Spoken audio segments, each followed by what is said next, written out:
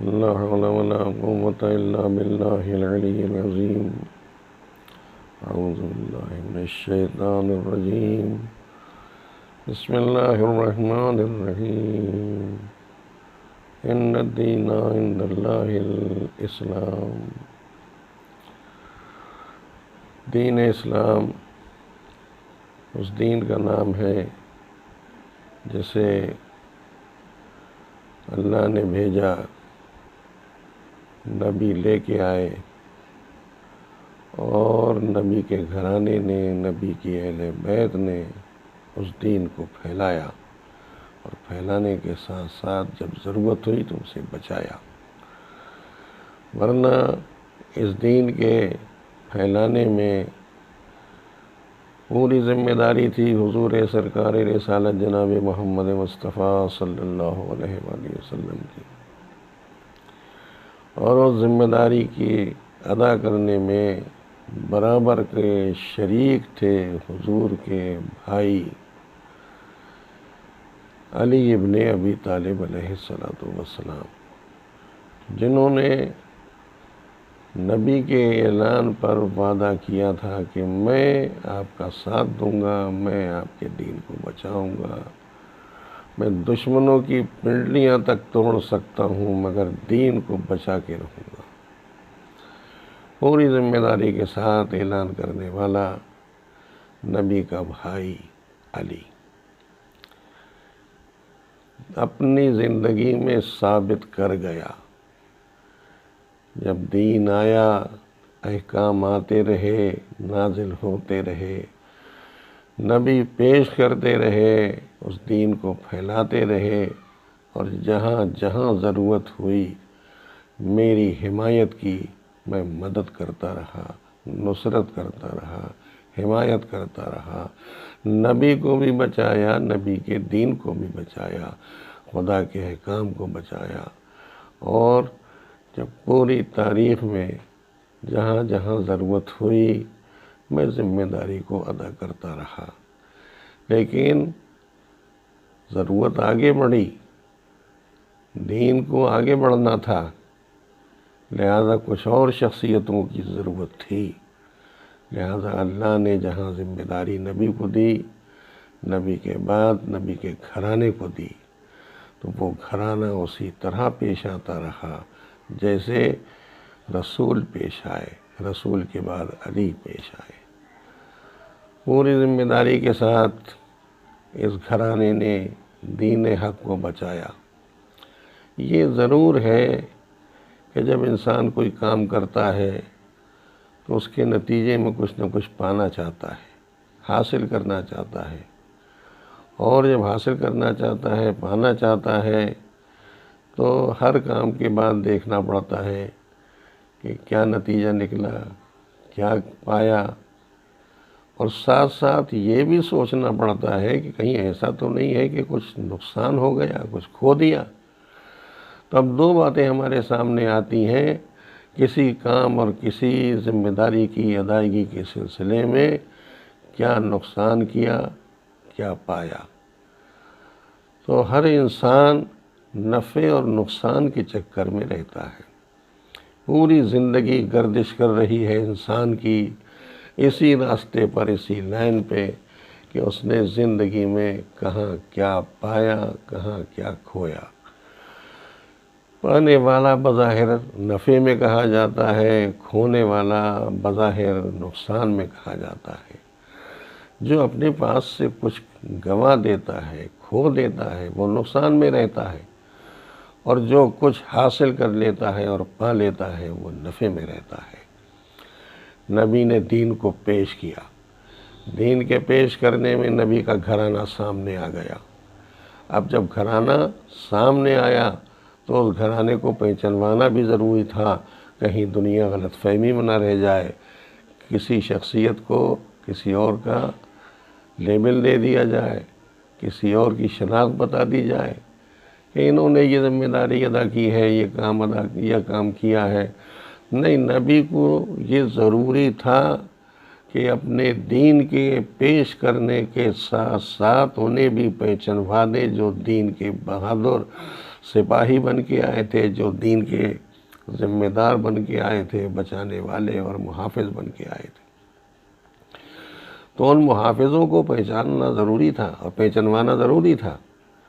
اب یہ نبی کی ذہنی صلاحیت کا کمال تھا کہ دنیا میں رہنے اور بسنے کے انداز پہ اپنے گھرانے کو پہچانوا دیا کہ یہ گھرانہ میرا گھرانہ اس لیے ہے کہ جب میرے دین اور مذہب پر وقت پڑے گا تو یہ قربانی پیش کرے گا اور پوری جرأت و ہمت کے ساتھ ساتھ دین کی بقا کی کوشش اور صحیح کرتا رہے گا۔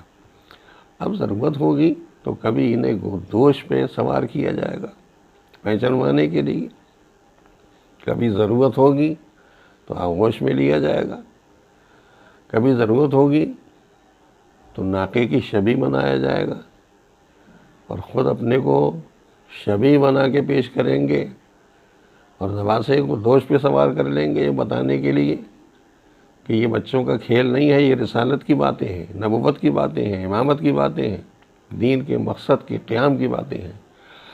تو ایسے میں حضور سرکار رسالت جناب محمد مصطفیٰ صلی اللہ علیہ وآلہ وسلم نے دین کی حفاظت اور بقا کے لیے مختلف عنوان سے ان شخصیتوں کو پیش کیا کہ جو آپ کے مقصد کے شریک بن کے آئے تھے، اور جو شریک بن کے آئے جب ان کی زندگی سامنے آ گئی تو اب یہ دیکھنا پڑے گا کہ انہوں نے کیا پایا، کیا پایا اپنی زندگی میں، کیا کھویا۔ جہاں ہر انسان اپنے کام کے نتیجے میں یہ دو باتوں کا جائزہ لیا کرتا ہے، وہاں ہمیں دین کے سلسلے میں سوچنا پڑے گا کہ کیا پایا اور کیا کھویا۔ نبی کی ذات سامنے آئی تب دیکھنا پڑے گا کیا کھویا کیا پایا۔ اور نبی کے بعد سب سے زیادہ تذکرہ اس عنوان سے کہ پہچانوایا گیا، بار بار پہچانوایا گیا، وہ حسین ابن علی کا تذکرہ ہے۔ نبی کے نواسے حسین نے اپنی ذات کو اس طرح سے پیش کیا کہ دنیا پہچان لے، نبی کا نواسہ قربانی پیش کرنے کے لیے آمادہ ہوگا جب وقت پڑے گا۔ لیکن حسین نے کیا پایا کیا کھویا، یہ سوچنے سے پہلے یہ بھی دیکھنا پڑے گا کہ تاریخ میں دین کے مقابلے پہ آنے والے کون لوگ تھے، انہوں نے کیا پایا، مخالفت کر کے کیا پایا، دشمنی کا اظہار کر کے کیا پایا، خون بہا کے کیا پایا، گلے کاٹ کے کیا بہایا، میدان جہاد میں آ کے اتر کے ان کی زندگیاں چھین کے کیا پایا۔ تو اگر اس پانے اور کھونے کے معیار کو دیکھا جائے اور انداز کو دیکھا جائے تو ہمارے سامنے پوری تصویر اس انداز پہ آتی ہے کہ حسین نے کچھ کھویا کچھ پایا۔ حسین کے مقابلے پہ یزید آیا اور یزید اس طرح سے آیا کہ یزید کو بہت شہرت ملی، اس لیے کہ اس کو حکومت مل گئی تھی، اقتدار مل گیا تھا، بڑا لشکر مل گیا تھا، فوجیں مل گئی تھیں، مقابلے کے لیے لوگ مل گئے تھے۔ تو ایسے میں یزید جب مقابلے پہ آ گیا تو ہمیں سوچنا پڑے گا کہ یزید نے کیا پایا اور کیا کھویا۔ اس کے بعد ہم نتیجہ نکال سکتے ہیں کہ حسین نے اس لڑائی میں کیا پایا اور کیا کھویا۔ لڑائی بنام دین ہو گئی، تصادم ہو گیا، ٹکراؤ ہو گیا، نبی کا نواسہ دین بچانے کے لیے مدینے سے نکل پڑا، مکے آئے، حج کو عمرے سے بدلا، چل دیے پورے عزم اور ارادے کے ساتھ کربلا کی طرف۔ سب سے پہلے اپنے بھائی مسلم ابن عقیل کو بھیجا اور مسلم کے کوفے پہنچتے ہی شہادتوں کا سلسلہ شروع ہو گیا، قربانی کا سلسلہ شروع ہو گیا۔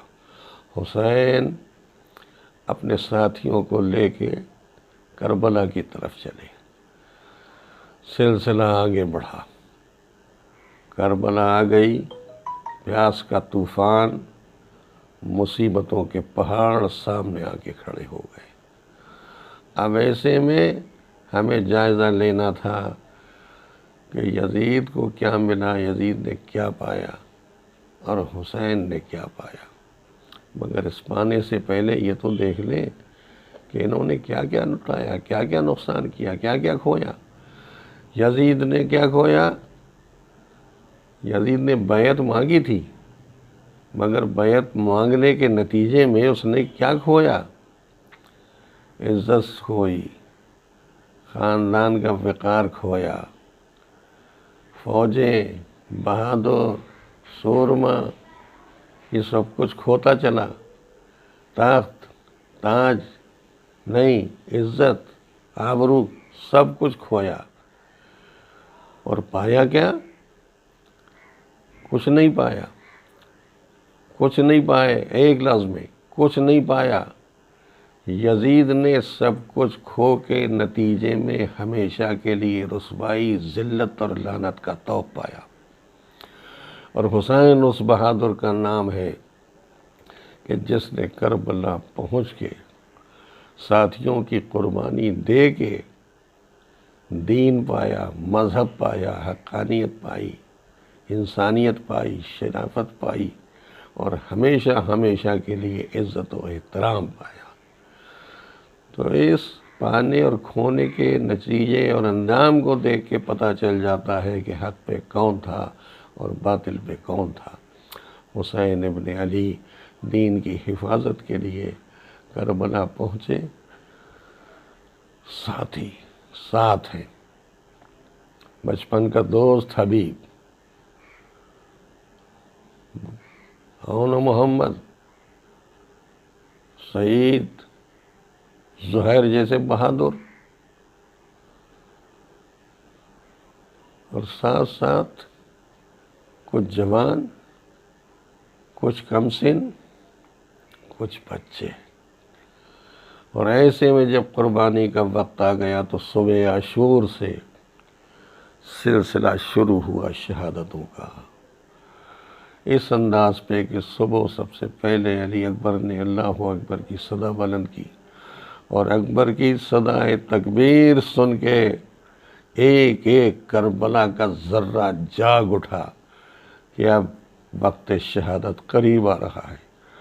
تو اکبر کی اذان کیا تھی؟ اعلان شہادت تھا۔ اکبر کی اذان کے ساتھ ساتھ حسین نے حکم دیا کہ مصلے بچھا دیے جائیں۔ صفیں بچھا دی گئیں، پیاسے مصلوں پہ آ گئے، نماز صبح ادا ہوئی۔ ادھر دشمن نے، پسر سال نے تیر و کمان کو سنبھالا اور اس طرح سے کمان میں تیر کو پیوست کیا اور تیزی کے ساتھ حملہ کیا اور تیر کو پھینکا کہ نشانہ خطا نہ کرنے پائے۔ کربلا کا پہلا یہ حملہ تھا، بھرپور حملہ تھا۔ پیاسوں کے بدن زخمی ہو گئے، نہ جانے کتنے ساتھی تھے جو مسلوں پہ تڑپ رہے تھے۔ اور ایسے میں حسین نے حکم دیا کہ میرے ساتھیوں، ان جانبازوں کو اٹھاؤ اور ایک جگہ ان کے لاش رکھ دیے جائیں۔ ہاں، تقریباً 50 ساتھی شہید ہو چکے تھے۔ اور جیسے جیسے وقت گزرتا جا رہا تھا، پیاس کا طوفان بڑھتا جا رہا تھا، اور جرأت والے بہادر حسین کے سامنے آ کے اجازت طلب کر رہے تھے، ایک کے بعد ایک آتا تھا۔ کوئی سوچ سکتا تھا کہ ایسے سورما اور بہادر جن کے پاس ہتھیار بھی نہیں ہے، اور آگے مولا سے کہیں کہ مولا اجازت دے دیجئے؟ کہاں اجازت ہے، تلوار لے لو، کمان لے لو۔ کہ مولا مجھے تیر و کمان کی ضرورت نہیں ہے، جب مرنا ہے تو پھر حفاظت کا انتظام کیسا؟ یہ کہہ کے ایک مرتبہ کمان زمین پہ پھینکی، زرہ کی کڑیوں میں ہاتھ ڈال کے بہادر نے کڑیاں توڑ کے زمین پہ پھینک دی کہ جب لڑنا ہی نہیں ہے تب اس طرح سے جہاد کرنے کی کیا ضرورت ہے؟ اب جان دینا ہے، جان بچانا نہیں ہے۔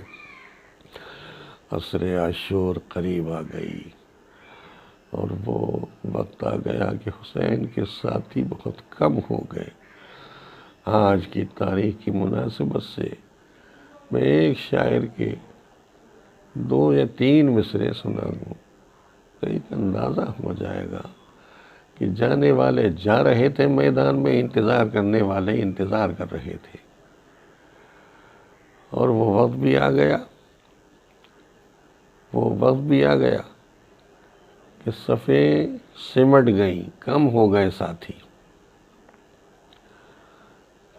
بچے، جوان، بوڑھے، یہ سب آمادہ ہیں میدان جہاد میں، سب کے سب آمادہ ہیں مرنے کے لیے، جان دینے کے لیے، لیکن کس کس سن کے مالک ہیں؟ بچپن کا دوست، بوڑھا مجاہد، کم سن علی اصغر۔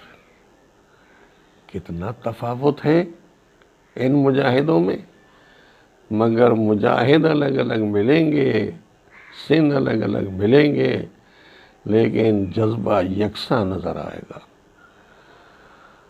اور کوئی سوچ سکتا تھا علی کا سن، علی کا نام، علی کے تیور، علی کا انداز ان بہادروں میں اس طرح پیوست ہو گیا تھا، اس طرح شامل ہو گیا تھا ان کی زندگی میں؟ علی کا نام، سن زہرا کا، اور صورت پیغمبر کی۔ کون ہے مجاہد؟ کون ہے بہادر؟ یہ علی کا نام۔ اگر عمر دیکھی جائے، سن دیکھا جائے تو سن زہرا کا، صورت کسی اور کی نہیں، سرکار رسالت جناب محمد مصطفیٰ کی۔ کون تھا وہ بہادر؟ کون تھا وہ جری؟ کون تھا وہ سورما؟ کون تھا ساون؟ کون سا غازی اور مجاہد جس کے لیے یہ لفظیں موضوع نظر آتی ہیں کہ علی کا نام تھا؟ کون تھا علی کے نام پہ؟ کربلا کے میدان میں اگر کوئی تھا تو علی اکبر تھا۔ 18 سال سن تھا شہزادی کا، پیغمبر کی بیٹی کا۔ اس سن سے مناسبت کس کی ہے؟ فاطمہ زہرا کی؟ نہیں، کربلا کو اگر دیکھا جائے تو اس سن سے مناسبت ہے اس جوان کی جو 18 برس کا تھا، علی اکبر، جس کی ماں خیمے میں بے چین تھی، ہائے میرا لال کس حال میں واپس آئے گا۔ سن زہرا کا اور صورت پیغمبر کی۔ کون بہادر تھا ایسا کہ جس کی شکل و صورت پیغمبر سے مل رہی ہو؟ ہاں، کربلا کی ایک صدا، کربلا کا ایک نعرہ، کربلا کی ایک آواز بلند ہو رہی ہے کہ بیٹا تم تو میرے نانا کی شبیہ ہو، نانا سے مشابہ ہو، نانا سے ہم کے ملتے جلتے ہو، تصویر نانا کی ہے میری۔ جب میں نانا کو دیکھنا چاہتا تھا اور میرا جی چاہتا تھا کہ اپنے نانا کی تصویر دیکھوں تو بیٹا میں تمہیں دیکھ لیا کرتا تھا، تم مگر نہیں وقت کے پیغمبر تھے۔ یہ کون حسین ابن علی کہہ رہے تھے، اور ایسا بہادر و مجاہد جو نانا کی تصویر بن گیا ہو، وہ تصویر نبی کی سامنے آ کے کھڑی ہے۔ بابا مجھے مقتل کی اجازت دے دیجئے۔ جہاں امام ایک ایک کو روک رہے تھے، علی اکبر سے بھی کہہ رہے ہیں کہ نہ جاؤ میرے لال، تم نہ جاؤ، تمہاری ماں کیسے برداشت کرے گی؟ بہت چاہا نہ جائے ہم شکل پیغمبر، لیکن مجبور ہو کے اجازت دینا پڑی ہے، کہہ کے کہ جاؤ اپنی ماں سے پہلے اجازت لے لو۔ جناب علی اکبر زینب کو ماں کہا کرتے تھے، آ کے آواز دی خیمے کے دروازے پہ، اماں مجھے اجازت دے دیجئے، آپ کا بھائی اکیلا رہ گیا۔ اور اس انداز پہ اجازت تو ملی اور علی اکبر چلے باپ سے رخصت ہو کے، اور جب چلے ہیں تو تیور عباس کے تھے، صورت پیغمبر کی تھی، شان حسین ابن علی کی تھی۔ چاروں طرف سے دشمنوں نے گھیر لیا، حملے پہ حملے ہونے لگے، تیروں کی بارش تیز ہو گئی، اور وقت وہ آ گیا کہ علی اکبر ایک مرتبہ آواز دیتے ہیں، بابا میری خبر لو۔ حسین چلے اور یہ سوچتے ہوئے کہ زخمی بیٹے کو لے کے میں ماں کے حوالے کر دوں، بیویوں کے حوالے کر دوں، لیکن مقتل میں جب پہنچے ہیں تو یہ حال دیکھا کہ کلیجہ چھدا ہوا ہے، برچھی کا پھیل کلیجے پہ پیوست ہو چکا ہے۔ قریب آ کے پکارا، میرے لال کیا حال ہے؟ کہ بابا خدا حافظ، حق نصرت ادا کرنا چاہتا ہوں۔ باپ بیٹے کے قریب آ گیا، لیکن روایت کا ایک فقرہ ملتا ہے کہ حسین کو اٹھنا پڑا، اکبر کی لاش چھوڑ کے کھڑا ہونا پڑا۔ کیوں؟ اس لیے کہ محسوس یہ کیا کہ سامنے سے ایک سایہ نظر آیا۔ کیسا سایہ تھا؟ کسی بی بی کی چادر تھی جو ادھر سے ادھر اکبر کے چہرے پہ جا رہی تھی۔ یہ کون بی بی؟ یہ وہی بی بی ہے جیسے علی اکبر اپنی ماں کہا کرتے تھے۔ شہزادی زینب خیمے سے نکلی اور علی اکبر کے سرانے حسین سے پہلے پہنچ گئی، حالت غیر دیکھی کہ میرے لال گھبرانا نہیں، اگر تیرا بابا آ گیا ہے تو تیری ماں بھی خیمے سے نکل کے آ گئی۔ امام نے دیکھا کلیجہ چھدا ہوا ہے، برچی کا پھرل کلیجے میں پیوست ہے۔ میں ایک مرتبہ دو زانو ہو کے حسین بیٹھے، پوری طاقت و قوت سے کلیجے میں ہاتھ ڈال کے برچی کا پھل باہر نکالا۔ زبان پہ یا علی کا فقرہ تھا، بآواز بلند علی کہا، نہ جانے کربلا کے علی کو پکارا، نہ جانے مدینے اور نجف کے علی کو پکارا، اور یہ علی علی کہہ کے آواز خاموش ہو گئی۔ حسین دیکھتے رہے، اے ہم شکل پیغمبر، میں اب تمہاری ماں کو جا کے خیمے میں کیا جواب دوں گا؟ انا للہ و انا الیہ راجعون، رضا بقضائہ و تسلیما لامرہ۔